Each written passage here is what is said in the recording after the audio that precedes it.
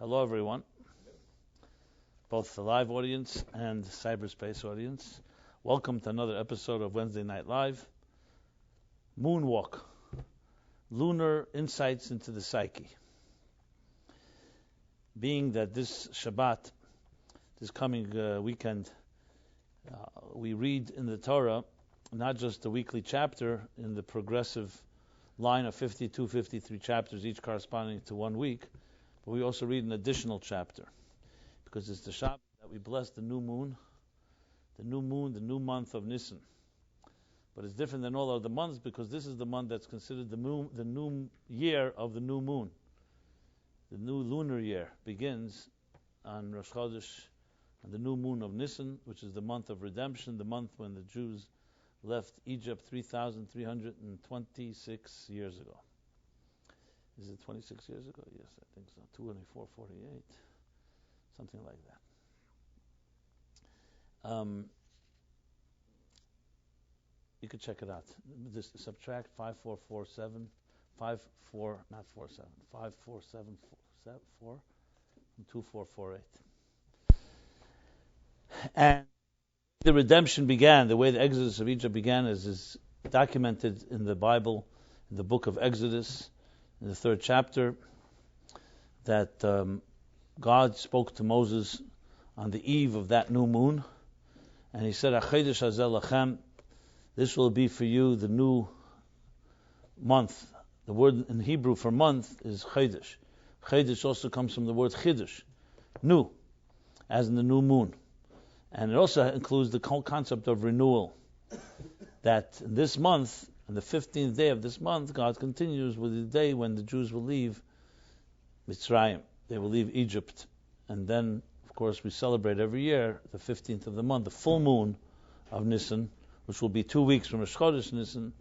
We celebrate Passover. So as a result of that, on this Shabbat, besides reading the weekly chapter, we also read from a second Torah scroll, which we take out of the Ark. We read Parshas HaChodesh, it's called. The chapter of HaChodesh, which is this chapter of the new moon. So, hence, the discussion about moonwalk and lunar insights into the psyche. Because the big question that's asked is an obvious question. Why is this significant? It's one thing, the Jews were 210 years in a bitter exile, in bondage, suffering genocide, a holocaust of the worst proportions under the Egyptian rule.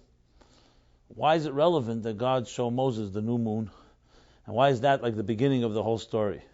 2 weeks before the actual Exodus showing of the new moon. And what exactly did he show him? What did Moses see? The question is compounded. The Medrash says something even stronger. It says that Moses was confused.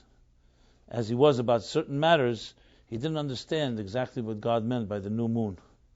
So that's why HaChodesh hazeh, God showed him, here's the new moon, and this is how you will from now on bless the new moon, which is what we do every month, henceforth, since that day, thousands of years ago. What is the calculation? I said 5774 minus 2448. So since then, every month we bless the new moon, the Kiddush HaChedesh. You'll see in synagogues on Saturday night, usually, unless the moon is covered by clouds, they go outside and make a blessing to the new moon. 3326. I got that right. At least one thing I got right. You know, they say even a broken clock is correct twice a day. So, well, I hope I'm more than a broken clock. 3,326 years ago. Since then, we've been blessing the new moon. What is the significance of blessing a new moon? What does the moon mean? And all the above. And why was Moses perplexed by this? There are many explanations given for it, but as always, I always focus here on the personal application, psychological, emotional lessons that we can derive for us in contemporary 21st century. Even though it happened 3,326 years ago, I find it awesome to think about that every time you look at the moon, this is the same moon that Moses looked at so long back then, exactly the same moon, and this is the moon that God showed him. And you think to yourself also how many people have stared at this moon, have gazed at this moon through history, how many blessings were made on it. It's a pretty powerful connection, certain natural things, which is not a surprise. When God says, Hazinos Hashemayim V'Sa'aretz, Sishma Ha'aretz Imre Fi, So God says, I choose heaven and earth to be witnesses. So nature, which survives us all, has seen and been witness to all our celebrations and all our pains. So it's pretty powerful to be able to connect to certain natural elements that were always there from the beginning of time. So this is the direct connection of this chapter that we will be reading. Also this chapter, we also read the first chapter, which is the weekly chapter, is called Sazria. Because this is a leap year, as you know, we're now in the second month of Adar in the Hebrew calendar. To reconcile the lunar calendar and the solar calendar, we have an extra, every 2-3 years, we have an extra month. It's called a leap year, a second month of Adar, because the lunar calendar is approximately 11.5 days shorter than the solar calendar. Solar calendar is, like we know, 365 days. A lunar calendar is more like 354, 55 days. So to reconcile that, every 2-3 years, if you add a month of 30 days, you more or less 30 balances out the discrepancy between the lunar and the solar calendar. Why is that significant? Because the Torah tells us that Passover should always be in the spring season. If it was going by the lunar calendar and not the solar, the seasons would continuously change. This year Passover would be in the spring. Next year would be 11 days earlier, 11 days earlier, 11 days earlier, and finally some year it would start being in the winter, then in the fall, and then in the summer, and then in the spring again. This way the leap year keeps it balanced that Passover always ends up in the spring. The deeper reason for this I've discussed many times, but I will maybe allude to it soon. But the bottom line is the mystique of the moon. Now it's interesting, even on a very basic level, the moon captures our attention. Like for example, you see so many folklore, so much fairy tales and so on connected to the moon, both positive and negative. You'll never find two people who love each other staring at the sun, but you'll see them gazing at the moon, even with sunglasses, because the moon has a certain haunting mystique, a certain romantic glow to it that is not as powerful as the sun in the sheer firepower. On the other hand, it has its own, as I said, mystique, its own haunting nature, a certain glow. You have the superstitious tales of the werewolf that are affected by the full moon. We know the moon, of course, affects the tides on Earth. We know the moon affects certain plants, the nocturnal creatures and nocturnal vegetation that responds only to moonlight. The moon has its own mystique. It's the closest body to this Earth. We have finally mastered, just in the last century, the landing on the moon, man walking on the moon. Everyone knows what kind of significant thing that was, at least not necessarily from technology point of view, but the mere fact, the moon that was always so distant. We walked on the moon and we discovered there are no moon men. The moon is not made of cheese, etc., etc. But the moon still retains that mystique. Lunar eclipses still capture people's attention. So all that just indicates that there's something going on here that's a little deeper. So let me share with you that that in Jewish mysticism, the moon plays a very significant role, and it's a symbolic of very powerful forces in our lives. But with a small introduction, that's important to begin with. And that introduction is that existence, the universe, is all built in a way of a microcosm, macrocosm, which means, as the Medrash puts it, Elam Katan Zeh Adam. The world, the human being is a world in microcosm. It's a universe in microcosm. It's a small world.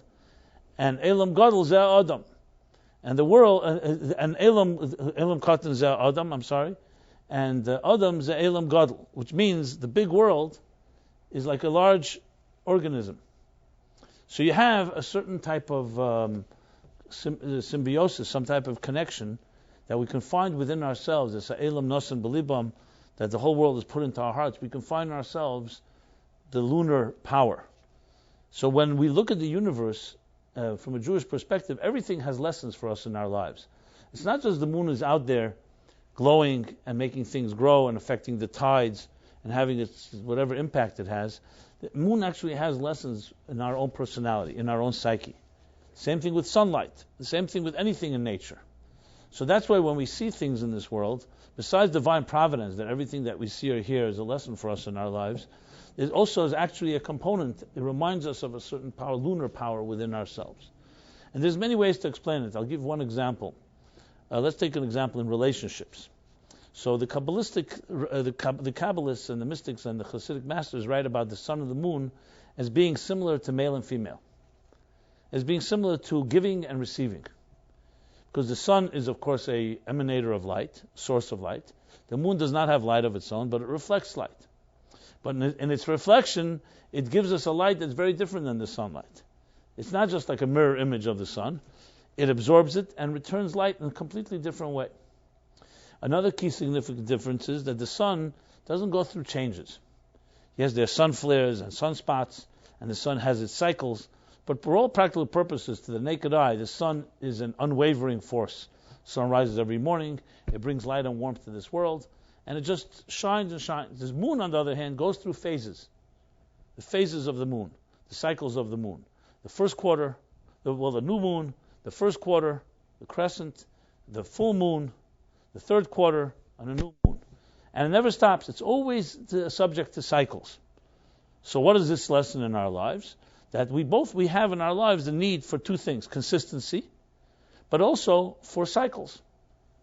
If we were just like sunlight, life would be monotonous. There would never be change. There would never be movement. There would never be rebirth, regeneration, and so on. If we were just like the moon, we would not necessarily have the solidity and the foundation. So let's say in relationships, there are moon personalities and there are sun personalities. And asking people, who would you prefer for a spouse? Someone that's like consistent like a clock. They're always on time, always predictable. You know where they are any given moment. Their word is as good as their word. Everything is exactly perfect in place. Or a person who's spontaneous, never on time, always unpredictable, and you never know where they are, etc., etc. So, if you think about it in a relationship, some people would prefer the first one, but if you think about it, it could be also very monotonous. There's no sense of adventure, there's no sense of spontaneity, no imagination. Everything is like a clock, like a clock. Do you want to be married to someone like that? So maybe if you had to choose from the two, maybe the first one sounds more stable and more reliable, but there's not going to be any spunk and any energy in the relationship, anything dynamic. So the sun provides consistency, the moon provides change, and life requires both. Requires a strong foundation that's unwavering, like the sun, but it also requires, like a tree, ability to branch out, ability to expand, ability to grow, to move, cycles. So in truth is, we want the best of both worlds. Someone that has certain things that they're consistent and certain reliable foundations, but you don't want them to be completely just like a clock. You want them to have imagination, spontaneity, some type of unpredictability, something that there's some adventure. In relationships, you find relationships suffer because they have one or the other. They either are very boring and routine-like, but they're very consistent. On the other hand, they may be very adventurous, but they're completely lacking any type of structure and any type of reliability. So it's like you can't live with one or you can't live with the other. The people that are most exciting to be with are often people that you can't rely on. So the key is to reconcile between the lunar and the solar, which is what we do in the leap year, and we take the best of both worlds. Like I said, like a tree. A tree has a strong foundation that does not waver, the roots, but it also grows out in all different directions. It grows in two different directions at the same time. But to take the lunar metaphor further, so the moon therefore reflects cycles.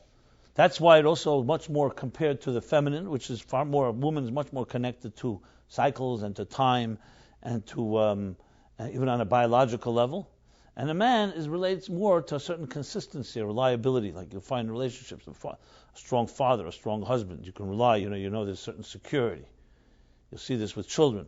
The mother, they look for nurturing, and the father, they look for security, solidness, that someone to protect, etc. This doesn't mean there isn't overlap. There are obviously strong women, and there are also lunar type of males, and there are solar type of females.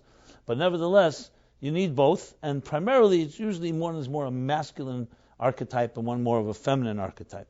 And both are absolutely necessary. In some places it discusses the lunar and the lunar cycle even on a deeper level, that the moon is even more powerful than the sun. which seems odd. All the moon is doing is reflecting the sun. But it's more powerful because the moon does not have, as the Zohar says, any light of its own. So because of its bittul, it embodies malchus, the element of dignity, and because of its selflessness and bittul, it has the ability to reach places that the sun cannot reach. Because the sun gives as much light as it can give, but it doesn't describe the power of the recipient. And to be receptive, to be able to absorb, has a certain greater power than the ability to transmit and to give. So these are just a few examples of the lunar power. But I want to take this even further, obviously, the question of what was Moses shown, what did he see, what exactly does the moon represent, that we begin essentially the Passover holiday season reading HaChodesh, HaChodesh Hazeh Lachem.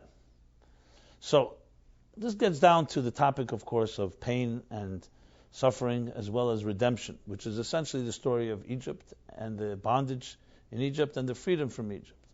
And since I'm on it, I might as well say that this class I want to dedicate to Rivki Barber, daughter of Usher Heber, who passed away this past week, another young woman in our community, actually in Australia, also a shlucha. And may this discussion about rebirth and renewal after pain and loss be a great consolation to her family and, of course, to herself and her soul. Her sister, actually, Bracha Chana, is Mrs. Metzger and Rabbi Metzger, who are so gracious, and they host us in this space that we are. So I thought it appropriate to acknowledge that as well, and give them a nechama, a consolation, and may this class be dedicated to her soul, to Rivki, her older sister's soul. So with that said, we know the cycle of life, the ultimate cycle of life, like the cycle of the moon, is about loss and rebirth. This world is a world that goes through transitions all the time.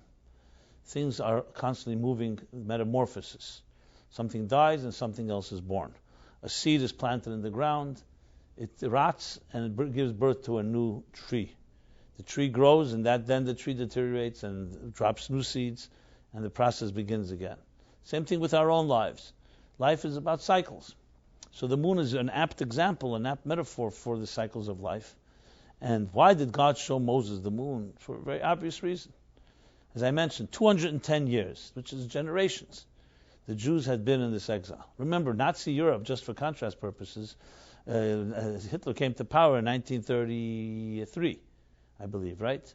So he was in power for 12 years. And 12 years wreaked havoc that is unparalleled. The Egyptians, who were a superpower that controlled the earth, they had the Jews under their power for 210 years. So you can imagine what kind of Holocaust that was.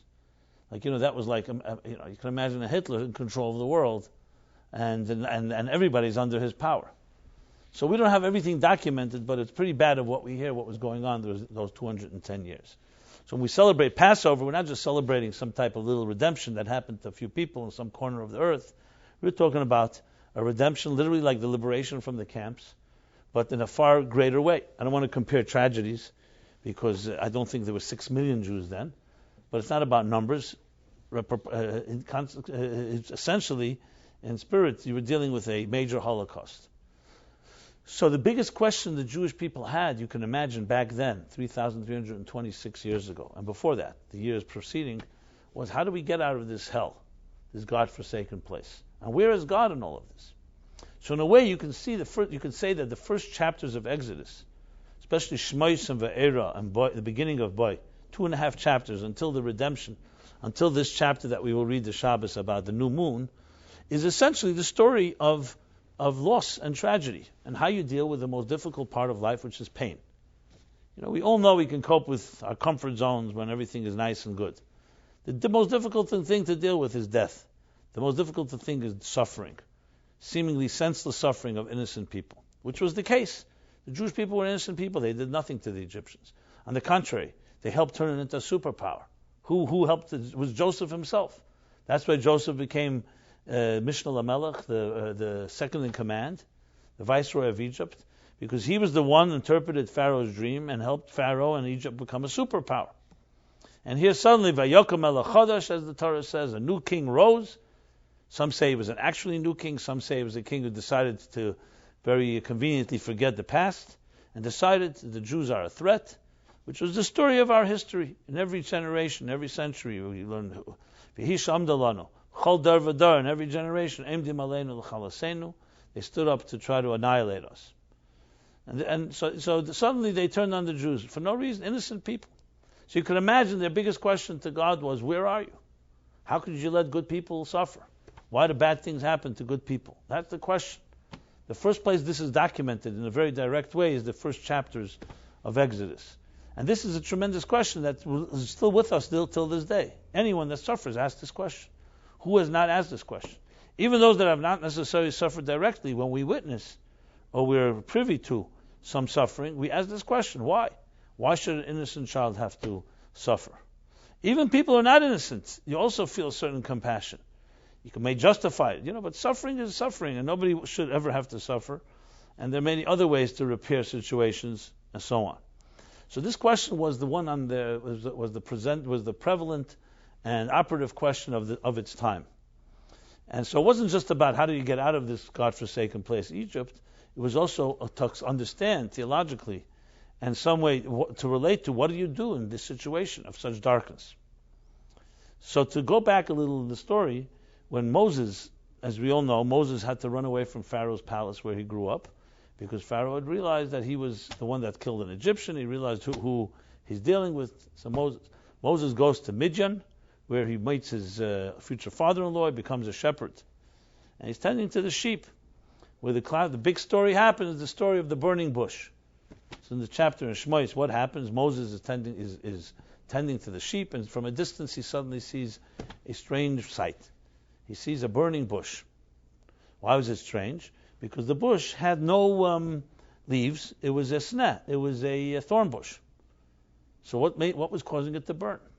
And it goes further. The bush is burning and it's not being consumed. So he realized this was some type of revelation. He comes closer in trepidation and realizes that this is a divine revelation.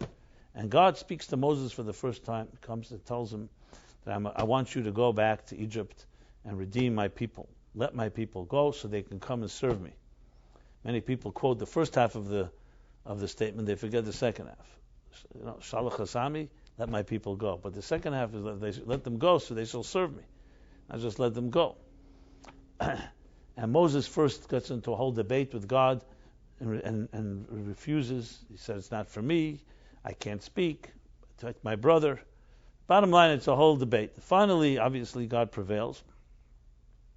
The question is asked, why did God appear in a sneh, in a thorn bush? You're going to speak to Moses. Why don't you appear at least in a nice, beautiful tree? So God's first appearance to Moses. You come. Why appear in such a lowly plant called a thorn bush? We know a thorn bush is a symbol of pain. Thorn bush is a symbol of lack of fruit. It's considered the lowliest, the symbol of everything that is negative. And the answer the Medrash gives is a very powerful answer. The answer the Medrash gives to demonstrate that God is everywhere, even in a lowly thorn bush. Why is that significant? Because God was wise enough to anticipate and understand that Moses is going to say to God, okay, it's very nice. You let your people wallow in and be enslaved, while you are presenting yourself in a nice, beautiful apple tree. When I go back to the people and tell them God sent me to take you out of Egypt, they're going to ask the big question, where were you when we were in pain? So God, anticipating that, appears in pain. His appearance is not in a beautiful tree, not in a beautiful garden or meadow, not in an orchard, not in a vineyard. It's in a lowly thorn bush, symbolizing that I'm with you in your pain. This is where I'm appearing to you. And this became the first symbol where Moses realized that God will help us get through even our most difficult times. And that's when he goes back to the Jews and he asks God, what should I say? Who are you? God said, I am who I am, or I am because I am. So we're already beginning to get an answer, not necessarily an answer, at least a power, an empowering of what to deal with this pain. So now when it comes to the beginning of the redemption, what's the first step? God could have told Moses, listen, time has come, let's get the Jews out of Egypt. The 10 plagues are finished, it's over with, let's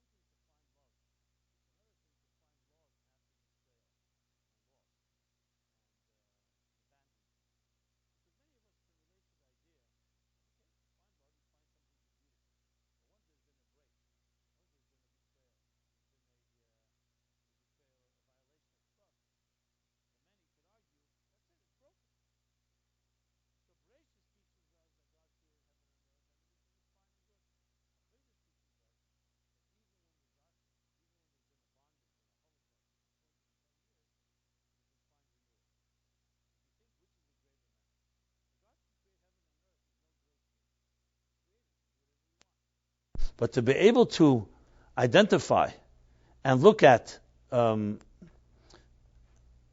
be able to look at a world that is dark, that has fallen, and say that even after a break, even after a betrayal, you can find happiness, you can find renewal, that's a greater achievement. And yet God first began with the creation for the reasons I mentioned. And Achedesh Azelachem we read later on. But it's not just showing about the month. The point is that God was showing the power of renewal. Now what does this mean to all of us? The answer is very simple. It's a very important lesson. To give people hope is one of the most beautiful things and one of the hardest things to do. You know, when life is working relatively fine, you know, things are going well. But when things don't go that well, and what happens? Most of us get resigned. We have despair. Disappointment brings to depression, despondency, and all the negative feelings that demoralize us. To give somebody hope after there's been some loss is a far greater achievement, because you're helping a person to recognize that which doesn't kill you makes you stronger. And that's what God was doing, was showing Moses the moon. And that's why we blessed the moon. It wasn't just about the moon, it was showing the possibility that no matter what happens in your life, you can always find hope. There's always the ability to discover renewal, to regenerate. So if someone asked you a question, if you had one request to God, what would it be? So most people's answer would be, give me a perfect life, a happy life, I should have no pain. It's a nice request, but it's not the wise request, because that just deals with the symptoms. When King Solomon was asked, what do you want? He didn't ask for happiness. He didn't ask for wealth. He asked for wisdom. He asked for the ability to find wisdom in every given situation, which means that what you want to ask from God is not a perfect life. You want to say that even if I have challenges, because life is part of challenges, realistically speaking, there'll be challenges, give me the strength and the hope to deal with any challenge, that no matter what comes my way, I'll know how to deal with it. That's a far more mature and deeper blessing than just saying everything should be perfect.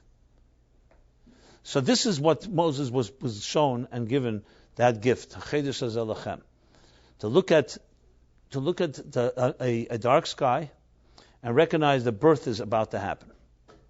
To be able to have that type of foresight and fortitude and vision is the key to what a real leader is.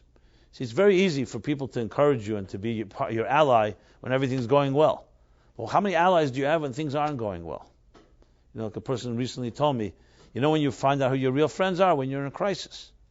You know, he was accused of something that was criminal, which wasn't true, and then suddenly all his friends, so-called friends, all suddenly forgot his phone number, or conveniently didn't show up. You know, so he said, it was a great experience for me. It was painful, but I learned who my real friends were, who was there, because in good times, you know, to party, everybody comes out to the party. But what about when you're needy, and when you're in need, and when you're isolated, you're alone, and you're suffering? How many people show up then?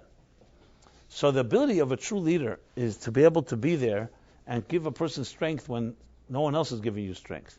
That when situations seems bleak, or seems almost lost, seems like all is lost, to be able to see there's about a renewal about to happen. So the question you can ask is, how many people did not see it through? Just before the breakthrough, they gave up. You know, they said, enough is enough.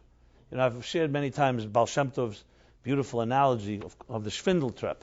In Yiddish, the word for the translation of a spiral staircase is Schwindeltreppe. What does Schwindel mean in Yiddish? Schwindel means swindling. So the swindling staircase, like a swindler, like a thief. Why is it called a swindling staircase?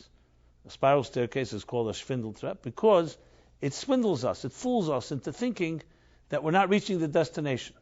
When you go up a regular staircase, so you see the destination may be far, but you see it. You're on your way toward it. Every step leads you there. When you go up a spiral staircase, you need to make continuous circles. So you're turning 180 degrees with your back to the destination as you climb. So right before you're about to reach the peak, your back is turned all the way and you may think you're as far from the destination as possible. When in truth you're right there, but you can't see it. One little turn and you suddenly see it. That's why he calls it the swindling staircase.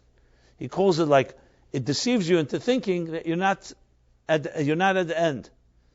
So you have to ask yourself, many times people give up, despair, resignation, because they don't see the solution. Whether it's finding a shidduch, finding a soulmate, or whether it's parnasa, which is livelihood related or health related, people give up. You see it all the time. Yush. They give up. Resignation. A true leader, a true soul, a true Moses teaches us to always see to look, even in the darkness, there's some glimmer of hope. They say the royal optimist is the little farm boy who comes to a barn. He looks inside the barn is filled with manure all the way to the ceiling. So most people say, you know what they say when they see that. And the farm boy says, hey, there must be a pony in here somewhere. The silver lining. He's able to see, even in the darkest moments, you see some type of positive. Now, this isn't just being unrealistic and naive and just looking for the positive. We know there's pain. And we know that we are hurt when we're hurt. But we don't allow ourselves to become victims to the pain. We suffer, but we don't become sufferers, as I pointed out many times. It's the heart of what Judaism is about. This is the secret of our survival. That everybody wonders and marvels, how did the Jews make it? Without a nation, without an empire, without an army for so many years. Because they had this deep faith that one could maybe argue that lonely dark night, 3,326 years ago, when Moses alone was standing in Egypt and staring at the sky, empowered and infused us for generations to come, till this day, that there's a new moon. And every year, and every month actually, we go out and we honor it. And we say, well, let's look at this moon. So most of us are not aware of the lesson. We go and we look at the moon, we make a blessing, we shake the tzitzis, a few other things, we say Shalom Aleichem 3 times, and people respond. But there's a far deeper lesson. Every month you're reminded of renewal. You're reminded of the moon is a literary reminder of it. And as I said earlier, the moon is inside each of us. We each have that element of hope. We each have that element of transition.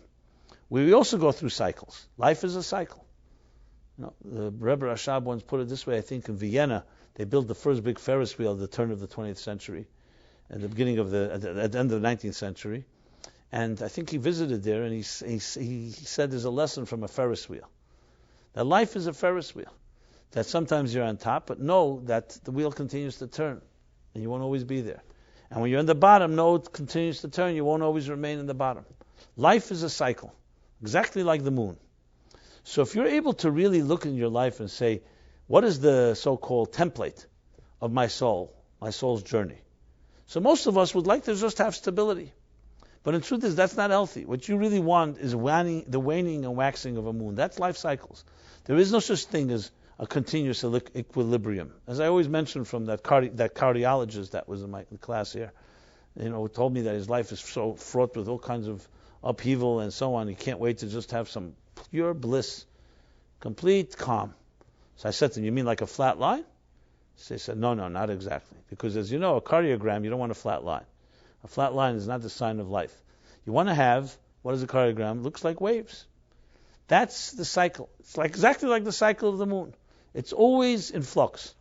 It waxes, it wanes, only to be reborn again and again and again and again. Now you could argue scientifically, hey, the moon is always full. The moon is always facing the sun. So all these cycles are only from our limited perspective. If you went out to outer space, you could actually see the moon full all the time. The moon is always facing the sun, except the angle of the three, the moon, earth, and sun, are not always aligned.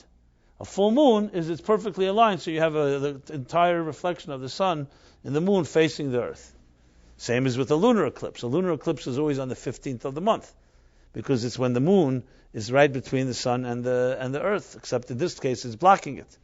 What you want to have is the moon here, the sun here, the earth here, like a triangle. But if the moon this earth is here, this moon is here, and the sun is here, that's a solar eclipse. If the moon is on the other side and the sun is here, so that's a lunar eclipse. That means it has to always be aligned. The bottom line is that the moon, so the question is asked, so really this is only from our perspective. But the Torah qualifies this as well. It says, when God created the two luminaries, the fourth day of creation, he says, Vayivra then Shnei Me'eres Hagdelim, he created the two great luminaries. Lehoyer ala Oretz. The purpose of their creation was not just to be there in the sky, to illuminate the earth. So the purpose of the moon is not just to be a moon, is to illuminate the earth. And in that illumination, there are cycles. So the cycles reflect the real life. Some people who've lived in New York and then moved to the West Coast complain that even though the weather in the West Coast and California can't be compared, the climate is always stable and very beautiful. And in New York, there's harsh winters and bitter summers, as we see. But many people who go there say, but it's not natural. It's like a plastic city. Because even though the weather is so stable, that's not life. Life is not stable. The weather in New York is considered to be far more aligned with real life. There's storms, there are heat waves, there's ups, there's downs, cold, warm, and so on. So maybe for a body who's about to retire, it's very nice to have a very plastic type of environment. Now, I'm not making a case here for New York. I'm just saying this has been pointed out by some poets that Los Angeles is very, very stable. But like I said before, all it is stable. You don't have the fluctuations of nature. And at the end of the day, life is about seasons. There's a winter, there's a summer, there's a spring, there's a fall. You look at a tree. The trees blossom in the summer, reborn in the summer like a new moon, only to begin to shed their leaves in the fall, and then in the winter go to sleep. There's a beauty to that, because they regenerate that way. And then they come back in the spring and they begin to blossom yet again. So, yes, you can live in a climate that's very stable, that never changes. So on one hand, it's very comfortable physically, but if you want to really be aligned with the rhythms of life are pulsating. They're like the heartbeat. It's a cycle. And the moon is far more reflective of that. It's reflective of the cycles of life. So in truth, is our own psyches, even though we try to find and superimpose all kinds of unnatural elements into our lives, the most natural and healthy thing for a psyche is a cycle, our rhythms. It is only the human being, as I pointed out many times, that created this concept called the couch potato.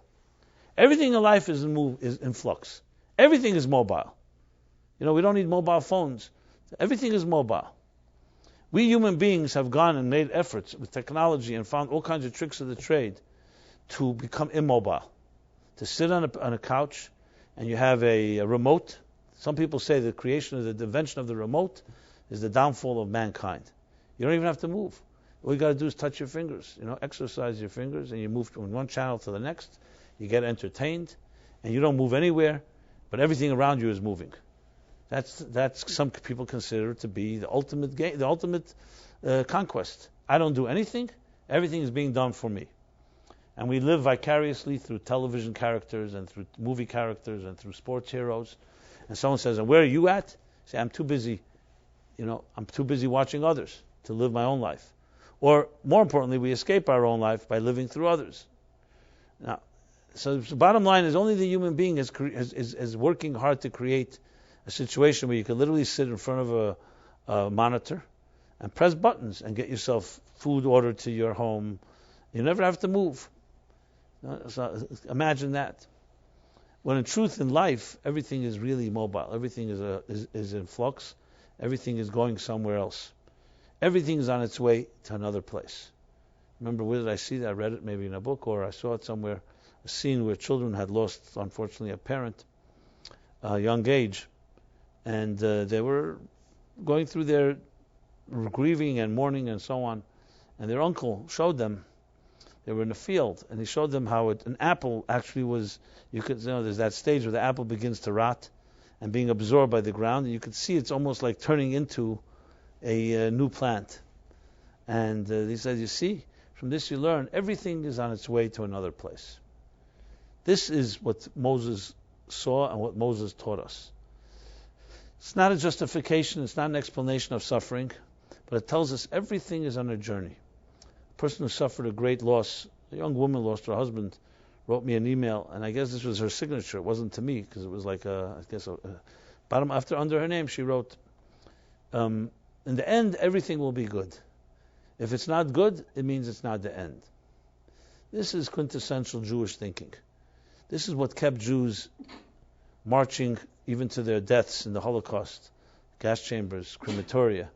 Yet they were able to say a prayer, say a Kaddish, Shema, even sing Animam, and we believe with complete faith. How is that possible?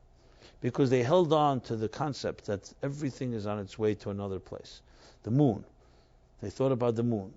It can be completely dark, but there will be a rebirth. And look, who would imagine 2014, what is it, 1945, 60 years, 70 years since the end of World War II, when anyone rationally would have said, written the greatest obituary on the Jewish people. A third of the Jewish nation was decimated. Many of the greatest leaders, teachers, scholars, educators. Even the rest were completely demoralized. People left bereft, without families, without homes, without communities. Everything was destroyed. Thousands of years of Jewish history in Europe, 1,000 years, whatever, destroyed. And in the United States, assimilation was rampant. Who would have imagined there'd be a renaissance of Jewish life? Or a renaissance of Jewish life in the former Soviet Union? Who would imagine? Go to Israel, which, by the way, I'm going to tomorrow. So if anybody wants to send any prayers, I'll be happy to say some prayers, or some charity, I'll be happy to do that as well. So you go to the Holy Land, and what do you see? A renaissance, unbelievable. Israel just surpassed the United States as being the most populous country with Jewish people. A country the size of New Jersey has over 6 million Jews. Interesting number, 6 million. We know what happened to 6 million before that. How many Jews would there be today had the 6 million not been killed? Who knows how many? And imagine the influence of Jews even with the 14 million. Imagine if there were 30 million. Okay, some people say if there were 30 million, there would be also a lot of other things going on. Some people say the whole world is Jewish, except some know it and some don't. I don't know about that. Because the 10 lost tribes, etc., etc. Anti-Semites say that. The guy that reads anti-Semitic newspapers, this Jewish guy reads anti-Semitic newspapers. His friend says to him, "Why are you reading this propaganda?" He says, "It makes me feel good. When I read Jewish newspapers, I read about how all Jews are fighting with each other. When I read the anti-Semitic newspapers, they tell us Jews control the media, they control the banks, they control the government, they control everything. It makes me feel very good." That's what he reads there. Anyway, that's a joke, of course. But going back to the topic at hand, so you have is a renaissance of the unbelievable nature. You need to have a symbol of what happened 3,326 years ago. Look at our people. Look at every one of us here. Every one of us is a product or a direct miracle or a product of a miracle. One parent who happened to make it through the Holocaust, or make it out of Stalinist Russia, or through the pogroms, or through the Inquisition, or the other persecutions throughout Europe and the Middle East from the beginning of time almost, since the destruction of the temple. So we are walking moons, and hence moonwalk. We are walking moons, walking miracles, who demonstrate and are pure witnesses and evidence to the idea of rebirth, that nothing can destroy us. And even when it's complete, the moon is waning to the point of complete extinction. And you'd think, if someone hadn't seen a new moon last month, you'd think, that's it. The moon had its day, full moon, now it's waned, and dies. And you wake up the next night, wakes up the next morning, you come outside the next evening, and here you go, little glimmer. The moon is reborn. And it starts growing and growing and growing. This is what Moses experienced. And this is what gave him confidence that we weren't just being redeemed from Egypt, we were learning the secret of renewal. We're learning the secret of being redeemed even from the darkest places. And that is to see it through, to march forward, to forge ahead, and not be dissuaded by all the naysayers and all those that say it's impossible, no, it can't happen, and so on. In our personal lives, the same is true. Just a few weeks ago, someone came to me and said to me, that's it. I've dated long enough. I'm stopping to date. Clearly my destiny is to remain single, a miserable single in the Upper West Side. And maybe I'll become the president of the Lonely Hearts Club of New York City, which is a pretty big club. I think the only club that's bigger is AARP, which you shouldn't know of. When you turn 50, or actually 48, 47, you start getting their mail. This is the largest organization. Now with the baby boomers turning those ages, they're going to make a killing, Anybody here gets AARP? Don't tell me. Okay, I don't want to know that age. Velvet, who else is getting it yet? It comes when you start needing reading glasses, approximately, in those years. Okay, may God bless you all that you don't ever come to that age, but, the clock ticks. So we have another, the president of the Lonely Hearts Club. I said to him, I would never accept that type of resignation. I said to him, so what, you're giving up on yourself? Yeah. That's exactly what the Chedesh Hazeh comes to refute, to argue. It's not never give up, because you have a soul that has infatigable power. Is that the word? Infatigable? Okay. You know all these new words, right? Infatigable as the opposite of fatigue, right? And don't ever give up on yourself. What kind of right do you have to give up on yourself? How do you know what kind of potential you have? We give up on ourselves because we decide we convince ourselves of our own script, of our own negativity, our own despondency and hopelessness. That's why we Jews go outside and look at the moon. You feel a little defeated, go outside and look at the moon. And say, hey, here's the moon that Moses saw 3,326 years ago. And things then were far worse than they are today. That we know for sure. And yet he was able to find that strength, that power. And look, they forged ahead, and here we are. We're still a nation. So what right? It's a disgrace if a person gives up on themselves. I'm not saying that to criticize anyone. Could you give up on yourself after what people went through, our parents, our grandparents, to fight, to barely with their last ounce of energy, to barely try to make it? What right do we, living in a prosperous, comfortable world, have a right to give up on ourselves? That's what I told him. I don't know, for some reason I was in a belligerent mood, and I couldn't handle his resignation, so I just let him have it. He happened to be someone who can hear it, so he didn't take it in a negative way. He said to me, I can't believe you never push anybody like that. I said, how do you give up on yourself? How could you do that? It's like embarrassing.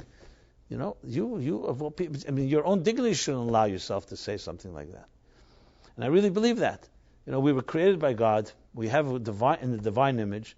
We have no right to give up on ourselves. And it's a form of arrogance. You know, arrogance can take on two shapes. One shape of being very lowly in your own eyes, low self-esteem. I can't do anything. I'm sorry. Arrogance can take on the shape of being very arrogant, as in I'm all-powerful, I'm self-made, I'm self-contained. But arrogance could also take on the shape of being very low down, low self-esteem. Why is it arrogance? Because who are you to say you're nobody? Put it that way. Look who thinks he's nobody. You know that joke. On Simchas Torah or Yom Kippur, what it was, the rabbi is seen standing in a corner and he's banging his chest and he says to God, I'm nobody, I'm nobody, I'm nobody. You know, he's basically surrendering his ego. So the Gabbai, the second in command in the synagogue, also begins banging his chest. He also says, I'm nobody, I'm nobody. Then some other guy, some guy walks in, who's not no one with any particular credentials, and he comes in and he starts saying, he sees them both confessing and feeling and saying they're nobody. He also starts saying, I'm nobody, to God. So the rabbi looks at the Gabbai and says, look who thinks he's nobody. You know, he thinks he's a nobody. He's no right to think he's a nobody. We're nobodies, you know. The point being is that sometimes saying that you have a low self-esteem and convincing yourself that there's no hope for you is the strongest form of arrogance. Who gave you that right? God created you and says, I do have hope for you, and I keep you on the earth. I give you every day a renewed soul, like a new moon. I'm giving you a renewed contract. I'm giving you another day to breathe and to live. What are you telling me you're nobody? And do you really want God to take you because they say that you have no purpose in this world? That's already taking it pretty harshly. Anyway, I think I gave this guy a good kick in the pants, and hopefully he'll think about it. I don't know. We'll find out because he hasn't come back for another dose of abuse from me. I'm just kidding. It wasn't abuse. I thought I said it very lovingly and kindly, but nevertheless, sometimes you have to hear it that way. You have to hear. You can't just lock yourself up and decide, okay, I'm nobody, I'm not going to do anything, I can't do anything. It's hopeless. Hopelessness is not in our dictionary. It's not acceptable for a Jew to be hopeless. First of all, as I said, it's a disgrace to our ancestors to say it's hopeless. They didn't think it's hopeless. And what they went through, how could you stand in front of a Holocaust survivor and tell them it's hopeless? That's like the worst possible thing you can tell somebody. Because the only thing they had was a little hope. You're going to tell them hopeless. And you see, we came through it with a great heavy price. I'm not suggesting it wasn't a heavy price, but we came through it. So merely on that level of respect, we should have that sense of confidence in our own renewal. But above all, it ends up coming to the concept of being tied above, you don't fall below. You know, Reb Meir Mishlan was a great chassid, a great tzaddik. So they tell the story about him once going to a city, and it was an icy, frosty winter, and he wanted to go to the mikveh, to the bathhouse, to the ritual bathhouse. But in those days, the bathhouse in the winter was really inaccessible because it was at the bottom of a mountain, of a hill that was very slippery, and no one could go in the winter. Anyway, he insisted he's going. He wanted to get the directions. They gave it to him. They told him, here. Two young Hasidim saw him going. They were very skeptical. What is this? Where is he going? They heard that he goes to the mikveh, so they decided to follow him. And lo and behold, yes, the slopes were slippery. He, however, made it all the way, an older man, into the mikveh. These two came back with a broken arm and a broken leg because they couldn't make it down the mountain. They went over to Rab Meir Pramishlan and they said to him, how'd you do it? You're not a young man. How'd you be able to make it through those slippery slopes and get to the mikveh, come back? And he answered nonchalantly, without any fanfare. He said, when you're bound above, you don't fall below. So when you have a rope holding you from above, you don't fall below. So it's not our mortal strength. Now for him it was literal. He actually had something that held him, so he was able to make it. He had that willpower or the commitment to God. He has to go to the mikveh. They tell a similar Holocaust story with the Blozhner Rebbe. I'm not sure which Rebbe it was.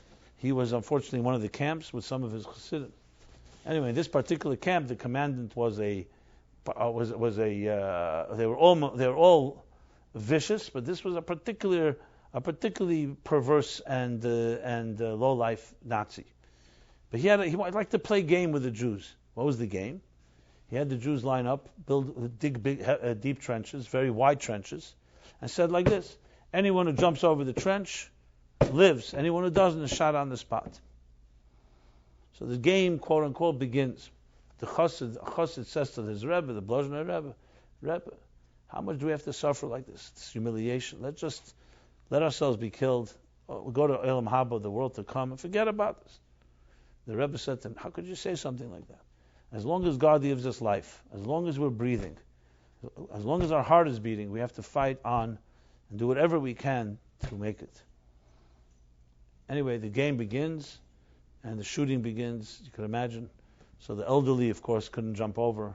Some did jump over. In the whole mayhem, no one knew who survived, who didn't survive. It was a mess. A few weeks later, the camps were liberated. And no one knew, not the Rebbe, not the Chassid, but they both survived. They didn't know that each of them did. A few months later, they meet, reunion. And they were both shocked to see each other there. So the Chassid says to the Rebbe, Rebbe, you're not a young man. How did you jump over the trench? How did you make it? So he said to him, simple. I closed my eyes.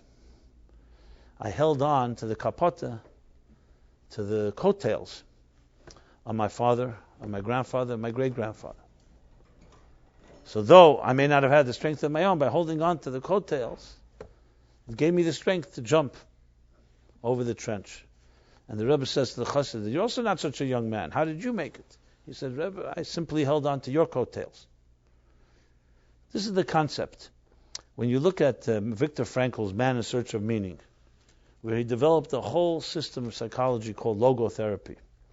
Based on what? Based on his observations as a secular Jew and a secular scientist in the camps. And he was a skeptic, per se, from Vienna.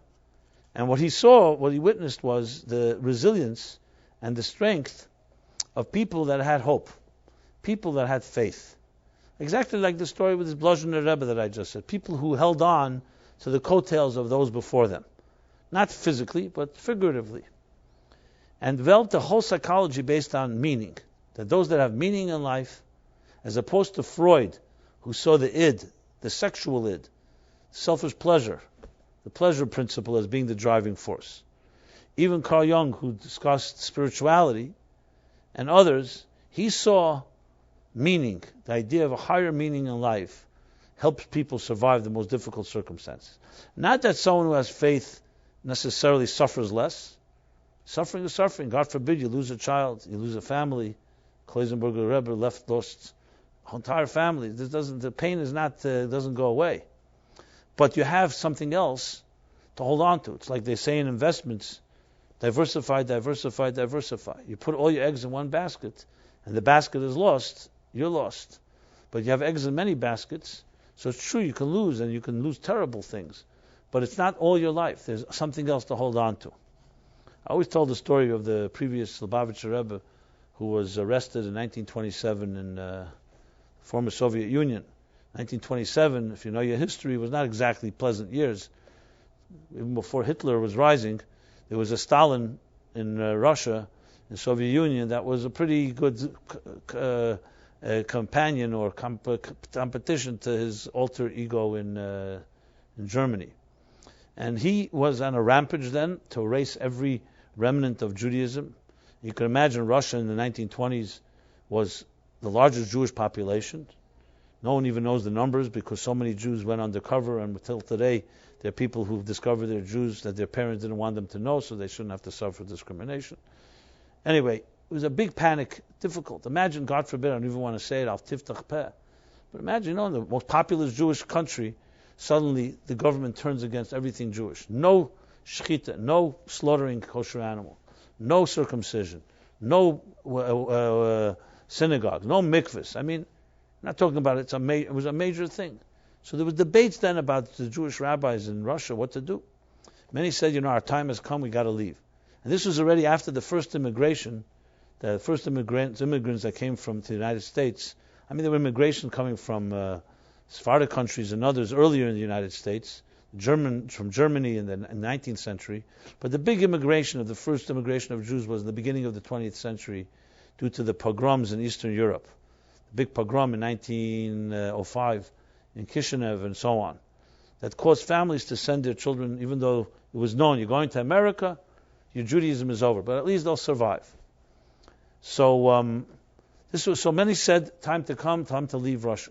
But it wasn't so simple to leave the Soviet Union in 1927. So it was a big mess.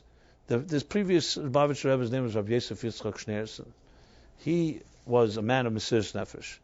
And no one knew how much until you put into hot water like a tea bag. You don't know how strong a tea bag is until you put it in hot water.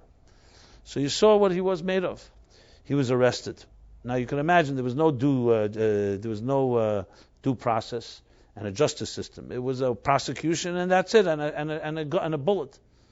He was arrested for counter-revolutionary activity, which was a euphemism basically of doing anything that was the government felt was Jewish or religious, and especially the Jews were at the brunt of it all. Unfortunately, due to, of course, the biggest anti-Semites of all, which were the Jewish anti-Semites. There was a department called the Yevsektia, which was the Jewish communists who were the most rabid anti-Semites. And many of them were former Hasidim. Their grandparents were Hasidim. So there's a whole diary that he wrote, the Rabbi Schneerson, the sixth Chabad Rebbe, father-in-law of the last Rebbe.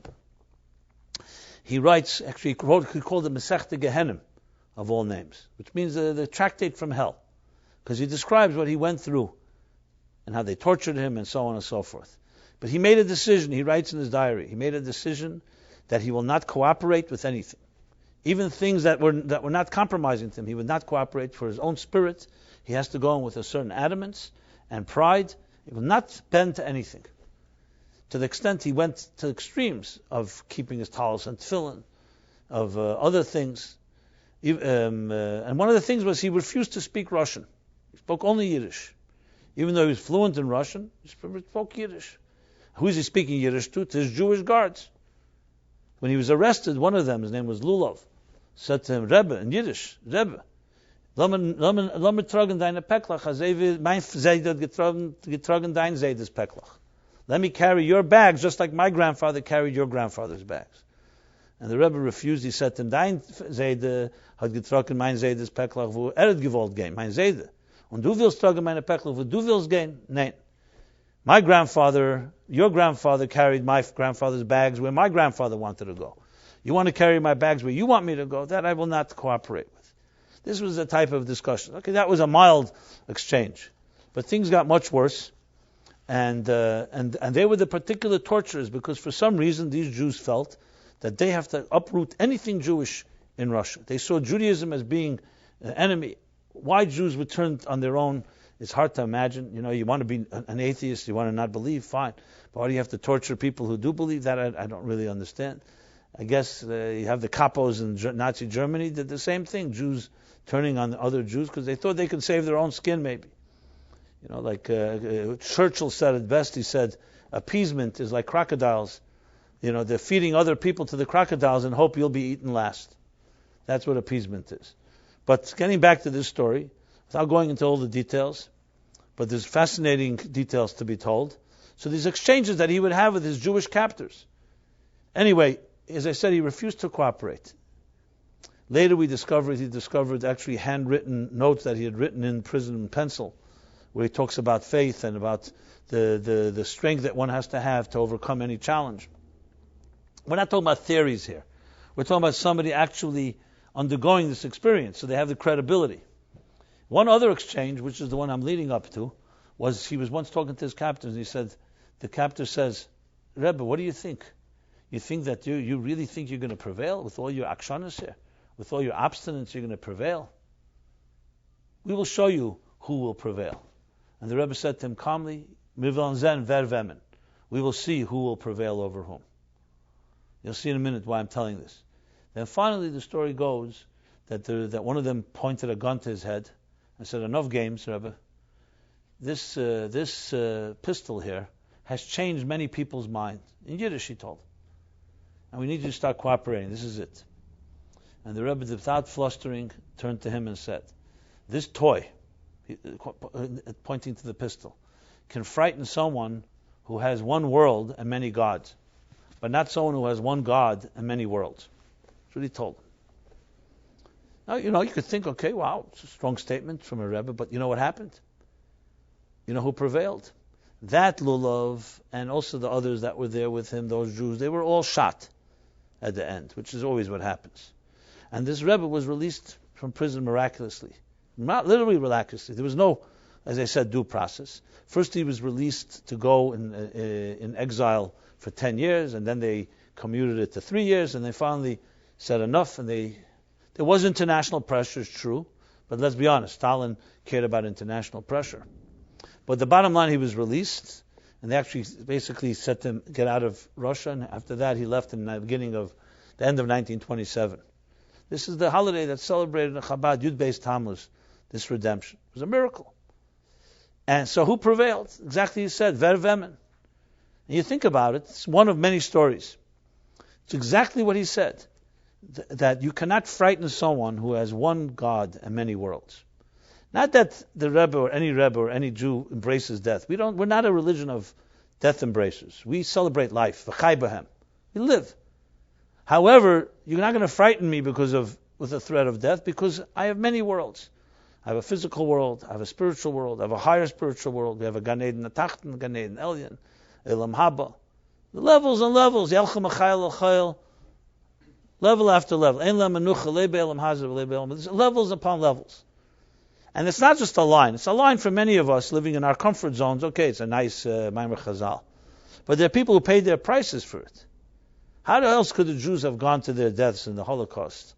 And even saying Kaddish, saying Shema, singing Animamin, that they believe with complete faith. God basically betrayed them in the worst possible way, you could say, quote unquote.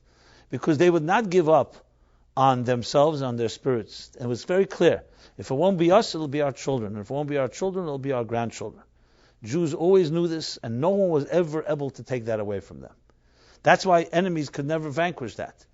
Take the story of Pharaoh. In a few weeks we'll be celebrating Passover. As I'm saying, renewal, which leads 2 weeks later to the full moon, the new moon to the full moon. What did Pharaoh? Pharaoh heard from his stargazers that there will be a boy that will grow up to become a Moses or a savior, whatever he heard from them.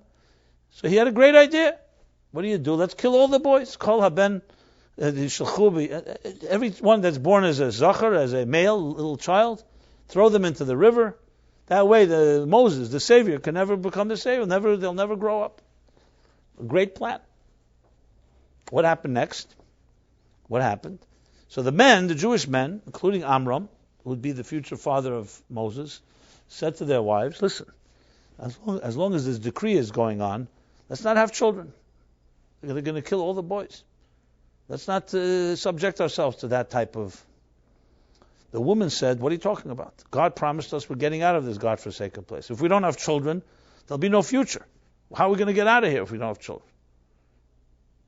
And the Talmud says in Seit, the whole story, how the women figured out. Many boys were killed, unfortunately. We know that. But some women went to the fields, they gave birth, all kinds of ingenious ways to try to preserve their children. What did Yocheved do, the mother of Moshe? We know, the Torah tells us. She crafted a little basket, smeared it with tar, waterproofed it, and put it by the edge of the river Nile, among the reeds, sent Miriam every day to watch. And what happened? He was saved. The story with Miriam, with Potiphar, with his daughter of Pharaoh, the whole story. And he ended up growing up in Pharaoh's home, etc. So the one that Pharaoh was most afraid of was the one that was saved. Many others were killed. We're not dismissing the tragedy of that, because she found a way. What's the story behind this? It's an unbelievable lesson. See, Pharaoh, everybody judges other people's power by their own perspective. You don't know someone else's power. If you don't have that strength, you're never going to imagine someone else has it. So we project. It's called projection. What did Pharaoh think? Who's going to be his enemy? The women and the children? They could be subdued. The men have manpower, firepower, aggressive strength. That's the threat. Moses, a great man, will rise. So he thought, if he had a great ingenious plan, he's going to destroy and kill all the boys. He didn't reckon that the real power of Jews is not in their firepower or manpower, literally manpower. It's in the faith. The women's faith he could not vanquish because he didn't have faith. He didn't know what kind of power that is. It's the woman's faith, and that's why the Talmud says, B'schus nashim tzidkonius, in the merit of the righteous women of that generation. That's why we were redeemed, because had the women not stood up and said, we're going to have children, Moses would never have been born, which would have been far worse than what Pharaoh was doing. So it was faith that Pharaoh could not even fathom. How could you destroy faith? What are you going to do exactly? The more you kill, you can't destroy someone's spirit. Jews always knew this secret. So I'm not suggesting the Holocaust in any way has any redeeming element. But the Jews would go down, you're going to kill our bodies, but you're not going to kill our souls. You'll kill our physical lives, you're not going to take away our spiritual lives. And if you take away our present, you're not going to take away our future. And that's what happened. From the few Holocaust survivors that remained, broken, children that came out of camps without parents, without homes. It's the nightmare. I'm just thinking of myself sometimes the day after the war. Millions of Jews roaming Europe looking for what? Back to their towns. They had nowhere to go. They had nothing. Many thought there were no Jews left, because no one knew who survived, who didn't survive. To me, with all the tragedy, that itself was like a secondary tragedy. Those that remained, many of them didn't want to even remain. They still suffer till this day. Why was I saved and not my brother and not my sister? But what did they do? They rebuilt. Jews don't take revenge by bombing German cafes or suicide bombings over Berlin. Our revenge is like every Holocaust survivor will tell you. He opens up a photo album and shows you pictures of his children and grandchildren. You want revenge? This is our revenge. You go to Berlin, you go Hanukkah, Berlin, I was there. You see a Hanukkah menorah, you know where? You see right in the middle of what they call the Heidenberg Plaza, whatever it is. Those pictures where Hitler, Yamach Shemai, stood, and he had hundreds of thousands of his Jugendrat, his young legions, all hail Hitler. That place is a big menorah right where he stood in the center there. And when I asked the rabbi there, I said to him, the Chabad rabbi, Techtel, I said, so how'd you get the Christmas tree to the right and got the menorah in the middle? She says, he told the attendant there that for aesthetic purposes, the menorah in the middle looks more balanced and the tree is on the side. Okay, fine, he found a cute way to do it. And you see little Jewish children running around with payas and tzitzis. This is what we're capable of. You see, that you cannot destroy. And that's what that Rebbe said to that Jewish Yevsexia, the Jewish KGB guy. He said to him, this toy can frighten someone that has one world and many gods. A convenient god for every occasion. You can't frighten someone who has one world and one god and many worlds. So it's not just a line. It happens to captures the essence. Look at Mordechai. We're just reading in the Megillah, Mordechai refuses to bow to Haman. I think about it sometimes in contemporary terms. Imagine you're in an office, a law firm, and the boss decides everybody has to give him a little bow every morning, a little gesture. And one Jew decides, no, all the Jews are bowing to him. Why not? Big thing. You give him a gesture. Why incite him? You get his parnasa from him. Why you have to instigate him, etc. But one Jew decides, with a long beard and so on, I'm not bowing to this guy. And all the other Jews say to him, what are you doing? Why are you putting us all into jeopardy? You're getting us into trouble. Now, Mordechai decided he's not doing it. Because Jews don't bow not to men and not to man-made things. We bow to one God, and that's it.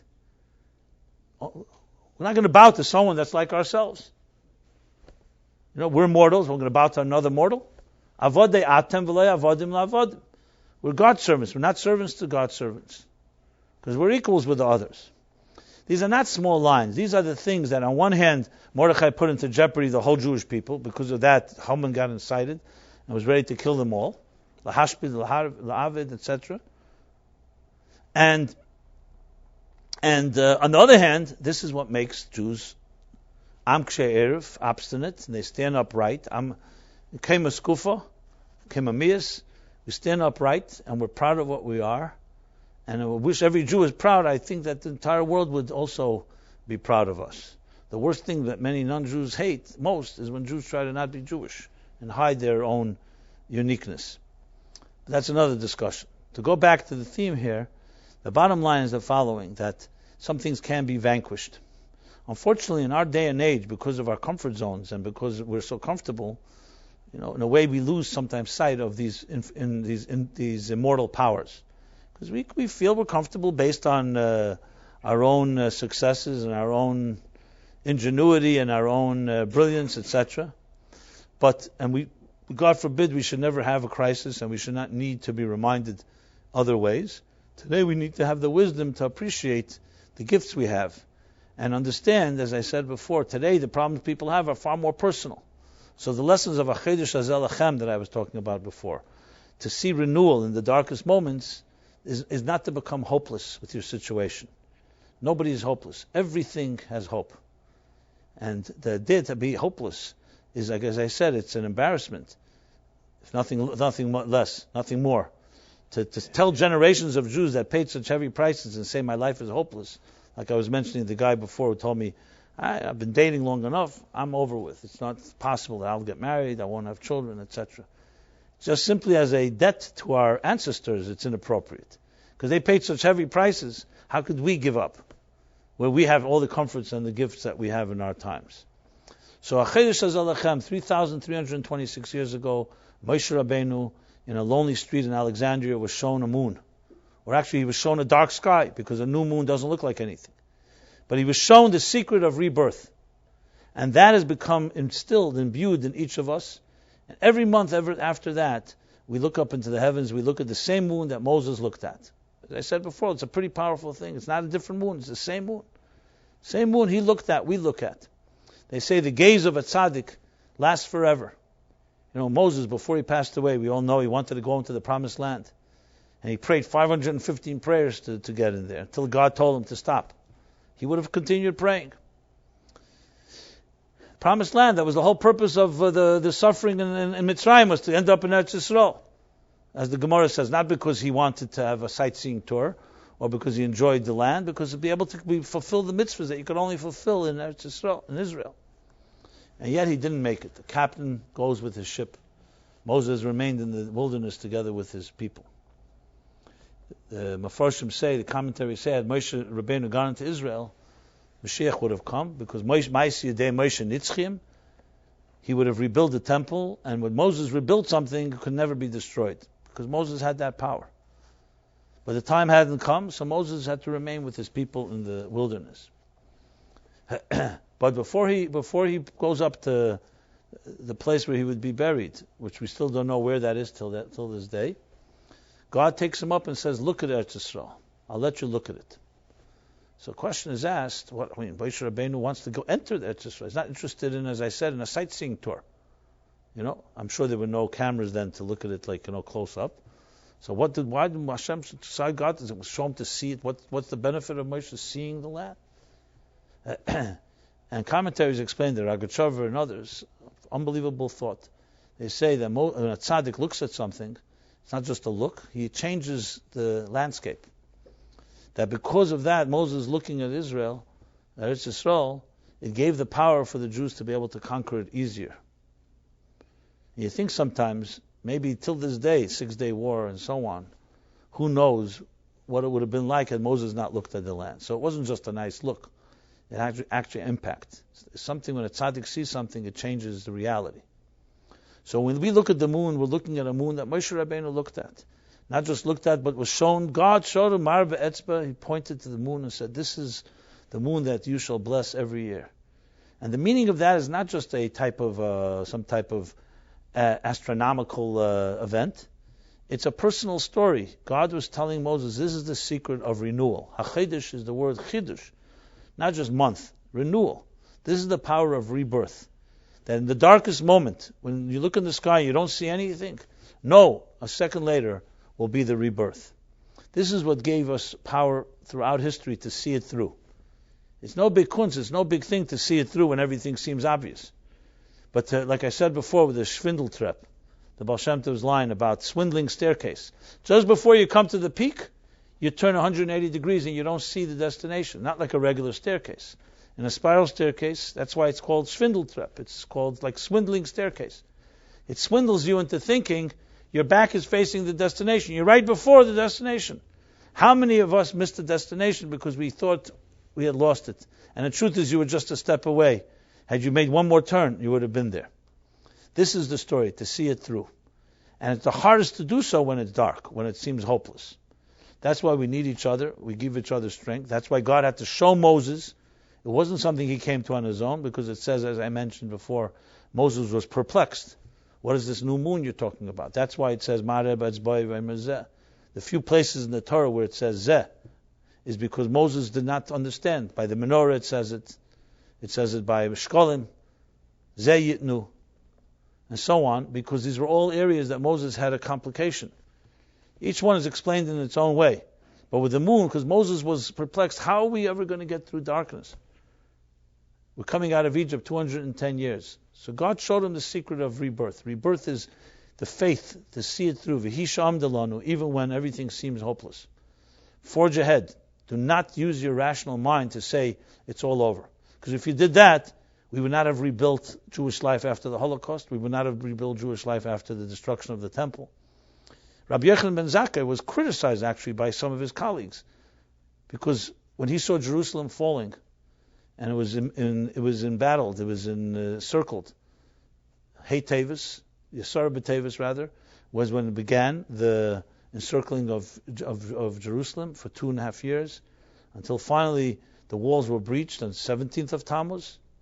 Some say both in the first and second temple, and was destroyed on the 9th of Av. So the story goes that inside of Jerusalem there was a lot of infighting, because there were Jews who were zealots, says we have to fight the Romans till the end. Others said we should compromise. The Jews turned on each other.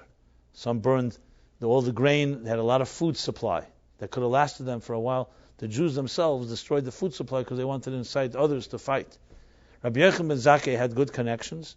So the Talmud tells the story. He had himself hidden in a coffin, and he was smuggled out of the old city, out of the walls, and he was able to approach the emperor's son, who he had a contact with, and he was able to make a request of him. So he was criticized, why didn't you ask for Jerusalem, to spare Jerusalem? Instead, Rabbi Yochanan ben Zakkai said, Ten li chach Yavne v'chachamel. Give me the city of Yavne, which was a city with a lot of scholars. So when others heard about it, they said, why didn't you ask for Jerusalem, spare the temple? The answer is because he saw that was too late for that, both in heaven and both below. Remember, the destruction of the temple didn't happen. The Romans were the agents, but had there not been sinas chinam, the Talmud says if there was no infighting and there was no baseless hatred, the temple could never have been destroyed. So he recognized that sadly the time had come for an exile to begin. So he wisely, however, anticipated what will keep us alive. The yeshiva system. He said, let's build the academy. Because if that would be destroyed, you have nothing to go on. So it was his foresight to recognize you have to forge ahead, as painful as and difficult as it is. And that's what we have to do. And he started building the community system that we have today. That wherever Jews would go, they'd build a yeshiva, they'd build a community, they'd build scholars, they'd build a system that would perpetuate Torah until Mashiach would come. This was the key, the knowing how to build even through the pain, not letting that overwhelm us. And that was the bottom line, that faith, that fortitude. All driven by that Achedesh Hazel Lechem attitude, which is that there is renewal everywhere. There's always hope. You can never give up. That's not necessarily rational. It's super rational. But frankly, it worked. Look, proof is in the pudding. And hundreds of times, you can go through Jewish history, thousands of times that such decisions had to be made. Do we surrender or do we continue to forge ahead? And I mean, how many times Jews were expelled from one country to the next country, and so on and so forth. That was his foresight, the ability to recognize that. In our day and age, thank God, we don't have to fight Hitlers and Stalins and Vespasians and Titus and others like that. We deal with the enemy today is the apathy within. The enemy is internal. We have to deal with the Yevsektia. Today, the challenge is a far different one. The challenge is apathy, indifference, Gleichgültigkeit, as they say in Yiddish, which is not to succumb to the comforts of just everything is nice and good and take for granted our blessings, and there's always tomorrow. The compelling sense that we are a chosen nation to bring morality and light to the world, light unto the nations, and it has to be fought with the same passion, just as our grandparents fought a passion against enemies without. Today the passion has to be toward bringing light into the world. We're here to achieve something with our lives. God sent us to this world not to just indulge in our own pleasures and have a good time. He sent us for a purpose. The purpose is to transform the world. And if nothing else, we owe a great debt to those that came before us who had to pay heavy prices. So their Achedesh Hazalachem literally gave them the hope that to see it through. Today we have seen it through. We live in comfort. We don't have to. We're not living in that same type of pain and suffering that they did. We have today far more psychological pain, all the therapy we need or don't need, but our grandparents couldn't even afford to think about it. And today the challenge is, as I said, is to have that same passion of chiddush, of renewal, in a situation that is far more blessed than ever before. So with that said, I want to bless everybody here as we enter the month of Chedesh Nisan, blessed this Shabbos, and the Parshas HaChedesh, which corresponds also with Sazria, which means to give birth. Sazria is also to give birth. Literally the same idea as the new moon. Isha ki Sazria v'yolda zocher. It's about conceiving and giving birth, about renewal, about birth. That's the power. That even if things sometimes seem bleak or dark, you always have the power to begin anew. And there's no person, no matter how old you are, no matter how young you are, there's always that ability. And we can learn from children, we see their enthusiasm, that they never give up hope. One of the great Chassidim said, one of the great things we learn from thieves is if they don't succeed the first time, they try again. So it's a lesson we can learn from thieves as well. So God should bless us all. We should have a very renewed month, both physically and spiritually.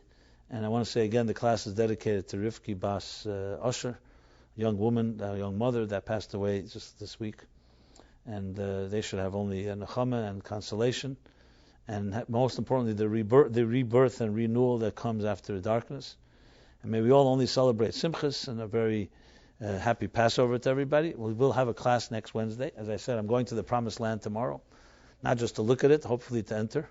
But I'm not Moses, so I'm allowed in. I guess Mashiach is not going to come with my coming there. So if anybody wants to send any requests for prayers or some stuck in there, I'd be happy to take that as well. But I will be here back next Wednesday, Emir Hashem, please God. And everyone should have a very renewable week. Today everything is about recycling and renewing and so on. We don't have to recycle; we can renew, and discover the deeper resources inside our spirits and souls that have the power to regenerate no matter what happens in your life, to always be able to dig deeper and find even more powerful resources. So everyone have a very good week. I think Philip is giving his class next tomorrow night. I believe so. And please stay in touch. If anything, we can help you. If you need help finding a Passover Seder or any other thing that you may need, matzah or other things for the coming holiday, feel free to ask us. We'll help you in any way we can. And as I said, till next Wednesday. Everyone have a very good week. Thank you.